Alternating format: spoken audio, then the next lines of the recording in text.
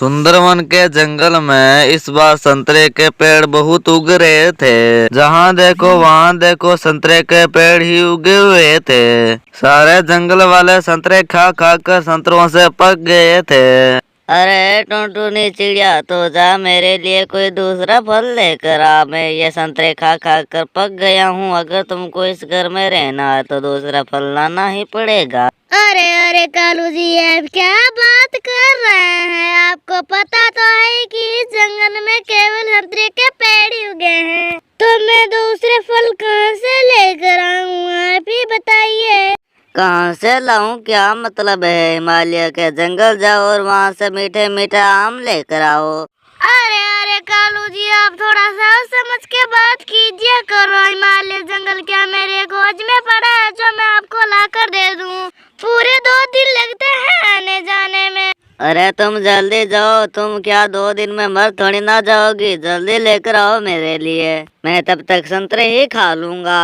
अरे कालू जी, आप क्या बात कर रहे हैं जी? आपको तो पता है कि हिमालय कितना दूर है। मैं जाऊंगी तो मेरी हालत खराब हो जाएगी। और आप ये देख रहे हैं कि जून की कितनी खतरनाक गर्मी पड़ रही है।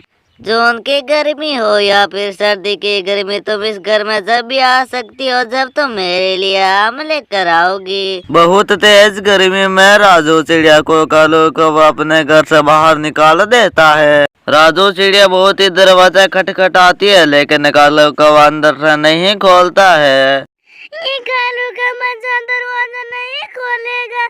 मुझे बहुत गर्मी हो रही है और साथ में प्यास भी लग रही है। अब मैं क्या करूं? ऐसा सोचकर राजू चिड़िया अपनी सहेली टूनी चिड़िया के पास जाती है। राजू बहन, आप और यहाँ सब ठीक तो है ना आपके घर में? अरे टूनी बहन, कुछ ठीक नहीं है। कालू कौवे ने मुझको अपने घर से निकाल दिया।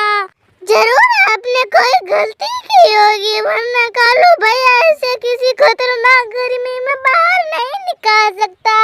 मैंने कोई गलती नहीं की। इस बार सारी गलती कालू की है। राजू चिड़िया टोनी चिड़िया को सारी बात बता देती है। हाँ मैम, हमने सही कहा। इस बार तो सारी गलती कालू भाई की है। टोनी बहन को जल्दी रास्ता निकालो। मैं इस भयंकर गर्मी में घर से बाहर नहीं रह सकती।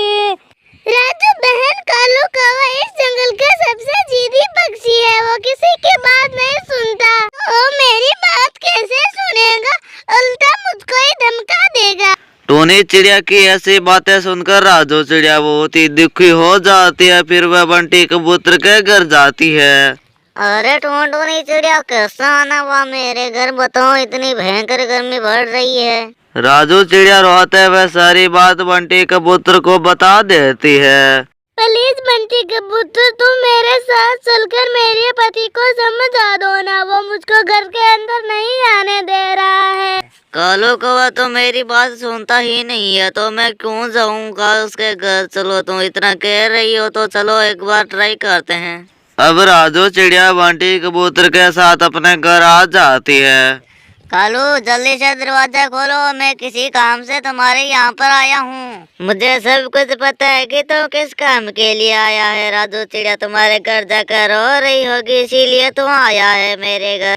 प्लीज कालू, प्लीज भगवान के वास्ते दरवाजा खोल दो। प्लीज कालू। राजू चिड़िया और बंटी कबूतर बहुत कुछ कहने पर भी कालू कौवा दरवाजा नहीं खोलता, तो बंटी कबूतर और राजू चिड़िया वहाँ से चले जाते हैं। और फिर राजू चिड़िया एक बांस का घर बना लेती है और फिर उसमें रहने लग जाती है।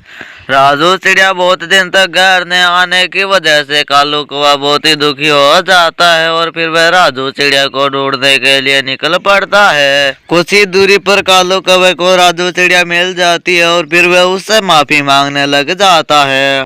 मुझको माफ कर दो राजू चिड़िया, मुझसे बहुत बड़ी गलती हो चुकी है। चलो फिर से हमारे घर चलो।